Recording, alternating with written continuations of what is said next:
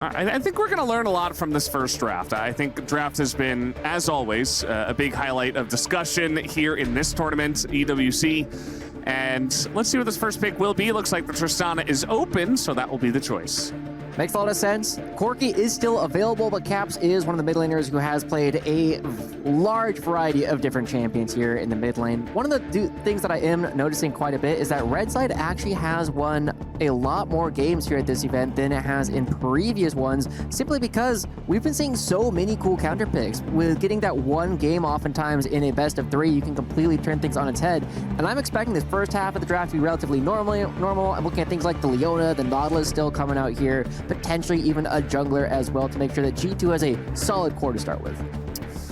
Well, we're going to see Anivia and Nunu, so trying to bring the Frost in, and it will be Sejuani for the third hover and pick for their side. Definitely a couple of very high-tier picks. You get the Corki into the Tristana, you've got the Sejuani in the jungle, and let's see what Top Esports will respond with, as we haven't seen too much Nidalee in this tournament. This could be a decent angle to go for it, but with the priority on Ezreal very high, perhaps it's just Ezreal Leona, or maybe just the Ezreal. And also the Zyra currently being hovered. The Ezreal makes a lot of sense. It is a very strong champion. We have seen it be used in the AD carry all the time, but it is going to be a Leona as well. A very strong core already built up for Top Esports. They have a lot of range. They have a very strong ability to play later on. The Braum has been the primary counter pick that we have been seeing. Definitely are. You saw Dylan talking a lot there in the back as Draven being hovered here, perhaps trying to get a bit more aggressive in this lane. As, you know, if you can start it off in near terms, Draven Braum does do a lot, but it will be the Sivir, just Sivir Braum straight up. I mean, we have been seeing this come through as the lane swaps are powerful, with Ezreal just kind of winning every bottom lane, kind of no matter what. It does make a lot of sense to have the option to have a scaling pick. However, as we saw in that last game from T1, it did take a long time for the Sivir to come online. There are going to be several power spikes coming in well before that, with the Zyra coming in as well for Tian. We did see that this was the one game that Top Esports really struggled with, where Tian never got off the ground on the Zyra pick, and G2 is going to have to look to do something similar. Yeah, I mean, the Cassante feels pretty safe here, regardless of what Broken Blade does want to play, especially with the Renekton taken off the board. Skarner nowadays doesn't feel great, never really did into the Cassante, so let's see what we are going to see in the top side for Broken Blade. It's not going to be, well, it's just going to be Xin Zhao or the Sejuani. They've got a choice here. Let's see what they do land on. It's been a long time since I've seen a Xin Zhao in a solo lane, gotta admit that one, but it does make a lot of sense that the Sejuani could be going towards the top side. You now have this very powerful bridge coming out from Yike in the jungle in order to put a little bit of pressure on Tian, and also to make sure you have some of this skirmishing power early on in the game to get Caps and Hansama to the points that they need to be at. Ultimately, though, I gotta say, I like the Top Esports draft quite a bit better in this one. It feels as though they have a diverse damage profile, whereas on the other side, 369, you can build out Randuins and never die. Yeah, it feels like, you know, if so much freedom to just see the entire map, and just the artistry that we always see in League of Legends never ceases to impress. But as we jump into this one as well, I'm going to be looking quite a bit at how Yike is going to be pathing early on in the game. He can work with Sejuani. These two champions synergize very well together. However, you have to be very careful what targets you're actually going to be going for. You can go into the Cassante, but he can block a lot of that crowd control, whereas the other side, it's still an Ezreal where you're going to have to be trying to jump on top of. And, you know, Ezreal is well known for being hard to get onto. Yeah, it definitely is. I feel like, you know, if they were going to go for that more aggressive lane with the Draven Braum, I actually might have liked it a bit more, just really doubling down on the laning phase, trying to get some big wins early on. But as you mentioned, you know, Ezreal in its current form just feels so powerful that, yeah, he just kind of wins. He just kind of wins all the lanes. It kind of feels like the bot lane equivalent of Tristana right now, where it's like, okay, you got Tristana. You're going to win the mid lane. Like, that's going to happen 9 times out of 10. As we are looking at this, though, it does not look like G2 is going to be obviously opting into those lane swaps that I was really expecting to see in this one. Instead, they are going to be sending Hansama and Nikki down towards the bottom side as well. So They are going to have to be very careful in this early game. You do have some tools to clear out the wave, but the wave clear from Sivir takes a to do as the Zyra does step on as the blade goes out. Yeah, the door will be held here as a root could get some big value as the cleanse has to come out and Hansama has to flash as well. Jaculov nearly going down himself, but really trying to exert 10 out of 10 pressure down here in the bottom lane. Lots of pressure coming out, lots of summoner spells invested as well, and Yike just farming up, maintains equality. They should have a very good idea that Yike is in the air, which is why Tian is playing so cautiously at the moment, but with these low health bars, you know a dive is coming.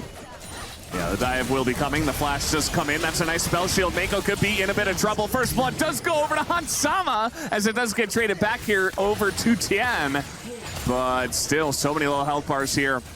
As Mako, you know, the first one to go down, I feel like G2, just because the amount of plans, the amount of control he's going to have before Yike can really get going, especially because the Sivir early on is just so weak compared to the Ezreal. So it's just kind of a roaming three-man squad down here, and here comes Cream trying to get in onto Caps as the auto comes in and the hop over the wall. Cream, why did you give him Tristana again? I have no idea. It's so clean ultimately. Top Esports, with all the pressure going down towards the bottom side, they know exactly where Yike is so easy, and we see another game. Guess who's back again and again and again? He's here. The ult is going to hit them both. Hansama, there's nowhere to go. And yes, Mako, he dies. But you think Top Esports care about that? The answer is no. They get 2 kills, and they get this Ezreal massively fed. Esports not going to be contesting this one. They know that there is more blood to be had down the bottom side. As you see, Tian moving down, can go for the dragon, but can also just go for a Hansama. And as soon as you see a Hansama back away, well, the answer becomes very easy. Just pick up this dragon, make sure you get a trade on the map. And like you said, this Infernal Dragon is going to benefit so many of the members here of Top Esports, every single one of them loving the extra adaptive force that you get. Yeah, it's going to feel great for them. I mean, you feel a little bit bad that Tristana isn't getting Void Grubs. She is one of those champs that really does love them. But at the end of the day, you know, maybe you can pick up a couple later on. It's not going to be your main. So that's going to force Tien to back away. And actually takes a ton of damage. Meanwhile, on the top lane, we haven't seen much of this, but in the 1v1, 369 looking for it as he does go unstoppable. As the Glacial Prison does come out, but not able to get the kill. Broken Blade does have TP, so it shouldn't be too big of a deal up there. In the mid lane, though, it doesn't look like we're quite done with the action. Oh, that Q is going to hit him, and now the rocket hits him as well as a couple of ranged minions. That's going to kill Cream, as maybe a little bit overconfident in that trade. We saw earlier that both Tian and Kareem used their ultimates at the same time to try and get Yike out of the fight, and losing the Buster Shot there ends up really biting Kareem. The flash has to be expended, and now G2, despite the fact that the bottom side of the map has been going so rough, are actually going to be building up even more of these neutral objectives. They got 3 of the grubs, the other 3 never got picked up, and that means that this Rift Herald going over to G2 as well will allow them to recover some of the gold that they have been missing so far in this game, and getting that kill onto Kareem really changes some of the dynamics that you tend to see, because now with no flash, you can't be quite as aggressive in the mid lane. Yeah, absolutely. As meanwhile, Tian just getting to work here on this Chemtech Drake. We see that Yike is in the top jungle, so there should be a couple of Drakes already going the way of Top Esports. Not a big surprise with the way that the early game has gone, as it will be actually a Hextech Soul. And if you give that to an Ezreal alone, but also a Tristana, even the Zyra loves this, so definitely going to be a big soul to contend for both of these teams. Yeah. It's also my favorite plan. I would not be surprised to see Kareem head up there soon. It's going to force the TP out already as 369's like, yeah, I don't really care about that. He's just looking to take down Caps. That's nice flash from Caps, though, and 369 might be punished here, as that's a lot of damage. Yes, the Q3 hits Caps. The bot lane. And, you know, yeah, as you mentioned, the TP is forced, but that means that Cream gets a free inner turret. And this inner turret is worth so much more gold than the outer turret, and Cream on this Tristana, even with no Void Grubs, will get so much in the mid lane as well. Not going to be finding any actual fighting there, but they are going to be getting multiple structures, and even if you get this one, it's not going on to the same kind of valuable person that Cream is. Absolutely. I mean, we saw something like this happen actually in the TLT1 game.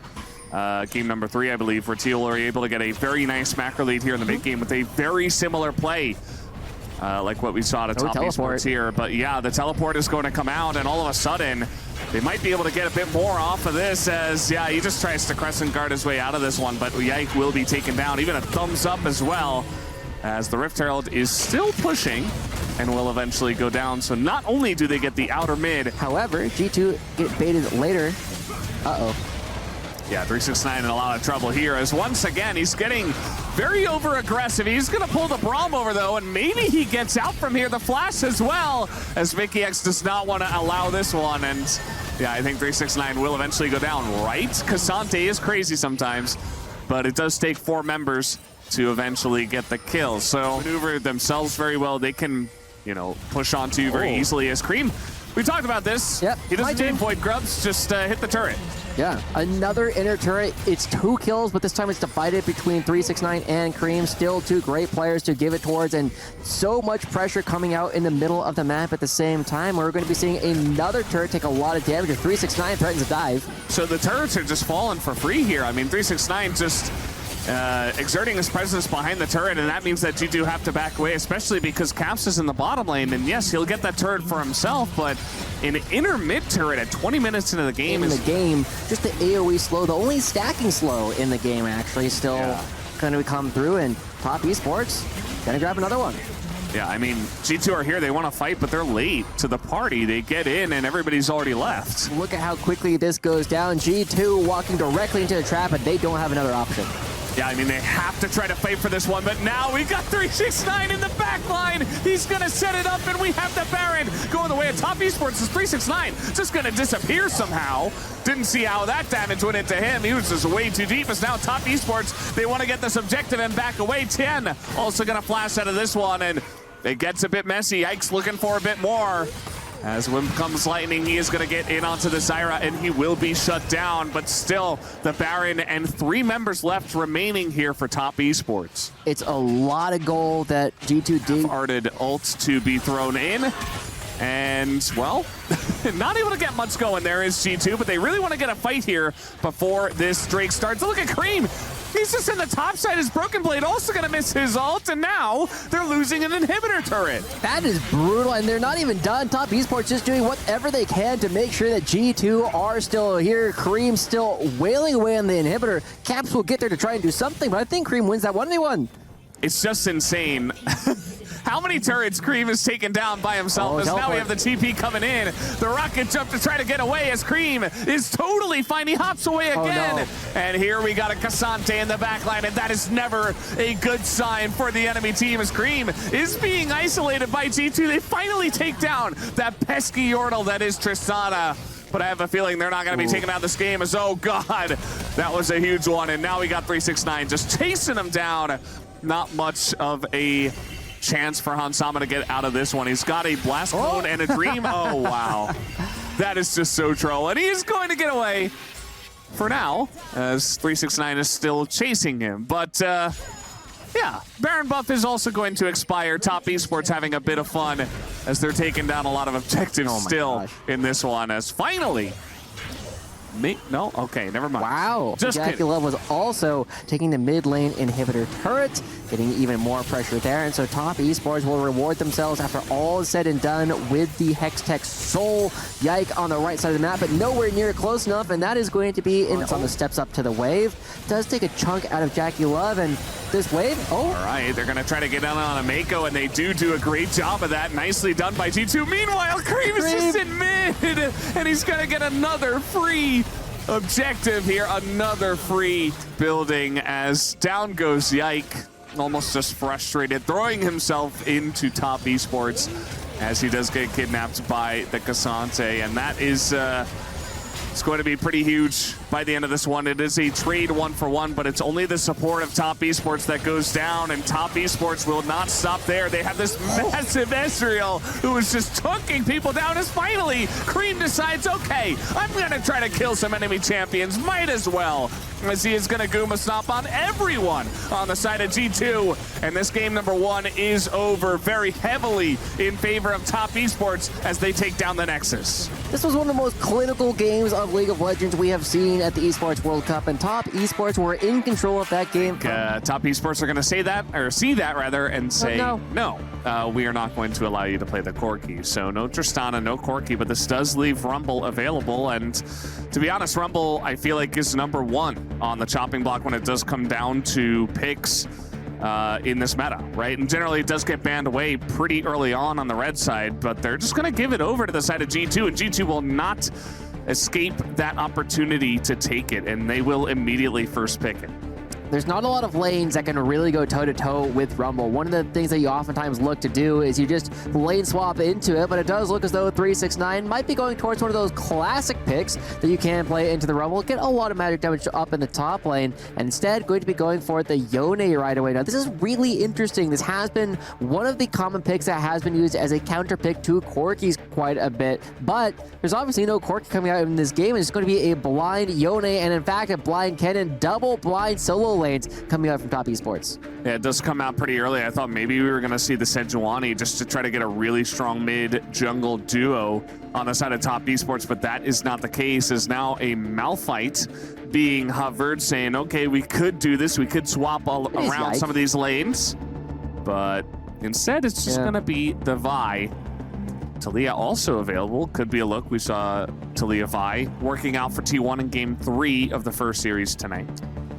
It is worth noting that Yike does hover all kinds of crazy things. As soon as I saw the Malphite, I was like, oh, that's not Anivia, though. So we got to see where he goes from that. But with this Vi already picked up, you have a very potent combo with what we've already seen. And, oh, we are going to be getting a LeBlanc coming through from Caps. We have seen a couple of bans towards this champion so far in the tournament, but no actual picks for it during the Esports World Cup.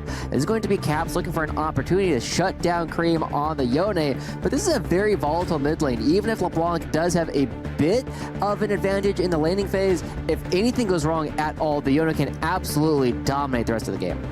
Definitely can, but that LeBlanc and the Vi together are such a... You want an even better spot to pick Leona? Well, ban away Alistar. Now you have to pick a good champ. Yeah. If you're not picking Leona here, I do not know what the choice would be, to be honest, and they will choose it here. So let's see what G2 have prepared, because they had to have known that this would be selected, and they have to have something very nice prepared to deal with it.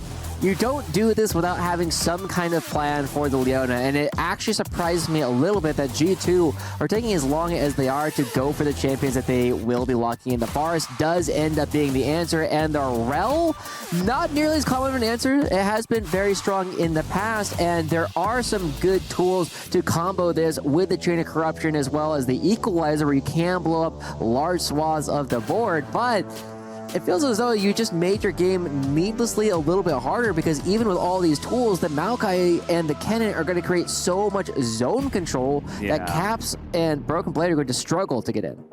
That's really the biggest issue, I think, for G2 is those two champs you mentioned. The Kennen disengage ult, fantastic. The Nature's Grasp, fantastic as well. And it can really break up your ability to find targets and actually get engages going in a 5v5 team fight. Yes, they still have great pick potential on the top side of the map to G2, but especially if they lose map control and you're dealing with having to engage into both of those champs, you're not going to have a good time. It's just not going to happen. And you see the reason for the Alistar ban, the Rel coming out. That is one of the biggest counters to Rel, the Alistar, but you did also give this free Leona over. And we can already hear the shouts of the crowd very much in favor of Top Esports here, making sure that their team has the energy necessary to power their way through this one. We load onto the Rift for what could be the last game of the semifinals. And I have to say, as we were talking about before, Valdez, it feels as though Top Esports is in pole position to try and take this one home. I really am looking forward to what they actually do with this Kennen as well. It was a very clearly prepared counter pick going into Broken Blade's Rumble because of how quickly they were willing to lock in both their solo laners as soon as the Rumble came through. Yeah, and we talked a lot about how this the Kennen and the Maokai could definitely do a number in terms of dealing with the engage on the side of G2, but at least for G2, they have the LeBlanc, they have the Varus, who do have a very nice amount of range, not just in terms of their auto attack range, but their ability to do damage from a very far distance and kind of just get out without much of a scratch. So still an opportunity to try to bait out, you know, a Slicing Maelstrom from 369 and then just, you know, kind of Chain of Corruption him in position and then just not even deal with him at all. And certainly angles for G2. So I'm very excited to see what we are going to see in terms of the back and forth team fights in this one, as speaking of which, Cap's just going to find an extra tree in that bush that's not quite supposed to be there. Yeah, a little bit surprising for Tian to go there, but every little bit of health advantage can make big plays possible. Seconds. Tian, once again, very proactive, looking for another angle here, maybe down on the bottom side of the map, as Ansama is going to find the tree once again, does proc that cleanse, as that TP is just going to go into the mid lane. In just a moment, but G2 is going to be sending Caps good to get that fruit, but the other major thing is we will see this gold lead tip back towards Tian relatively shortly, unless Jake is able to pick up some of these grubs without any contest. And now 369 running back into the map is going to get there a little bit too late, and Tian not looking like they're going to be contesting this set of grubs whatsoever. So good stuff to Yike. It does make Caps in the side lane not necessarily known for being the best champion at taking the turrets, but very good at getting to them in the first place. Yeah, absolutely. Just the threat that LeBlanc has to push lanes and get out scot-free just allows you that extra leash to push on in, get damage to turrets, and get out. To top Esports. Yeah, you would imagine that it just gets taken down here without much contest from the side of G2. Although, as I say that, I mean, Caps is dashing on over, wants to get at least some vision in the river and maybe poke their head in and see what they can see. As the ward goes in, the smite is there. And top Esports get the dragon without much of a contest. Although Mickey X is trying to aggressively posture here, and he will be able to hop away as the clone is going to be chased in the river. And meanwhile, down on the bottom side, here's Tian once again, and he's got nature's grasp. That will be the first blood given over to the Maokai. At 9 minutes, it comes a little bit late, but top Esports get the job done.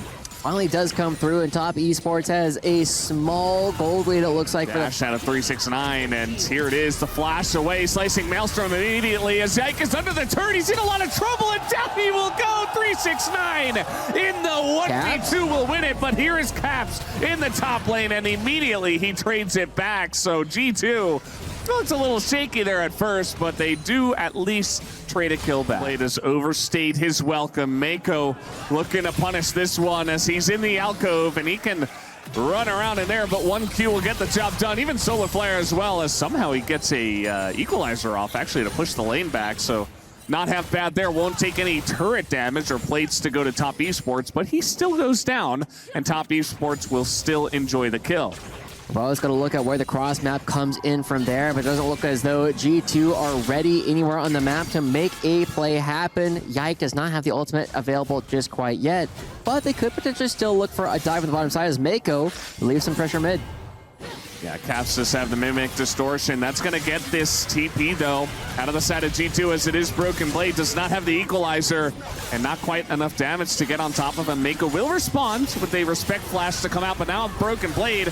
Awkward spot, but here comes Thorell. The engage on a 2. The Magnet Storm is huge, as everybody on the side of G2 is here, and they do collapse and get 2 kills in the mid lane. A great counter game coming through from G2 to find multiple kills. Gives them over right here to Broken Blade. A much needed money going over towards the top laner at the same time, and both AD carries just wailing away on the side lane turrets as we get another teleport to come through, as so much pressure being relieved across the board. But G2 finally pulling ahead in this game with a couple of kills going their way.